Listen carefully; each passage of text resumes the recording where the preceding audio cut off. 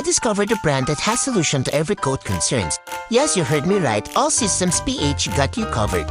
I did a little research and worldwide na pala tong product na to. So for Sakura's case, whitening ang kailangan natin. This product is actually concentrated so pwede mo siya i-dilute sa water. Pero ako, I chose not to dilute dahil gusto ko i-try yung whitening niya talaga. After the shampoo, I used their botanical conditioner. So it claims that it tames, texturizes, detangles, and shines even the most difficult to manage coats.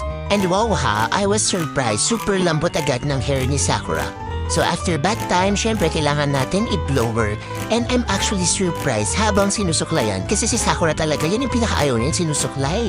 Dahil syempre may sabit-sabit na sasaktan siya pero tignan niyo, inaantok pa siya guys. Kasi wala nang sabit-sabit yung kanyang hair. At first akala ko hindi siya pumuti pero wow, habang natutuyo siya, tignan niyo naman kung gaano kaputi si Sakura.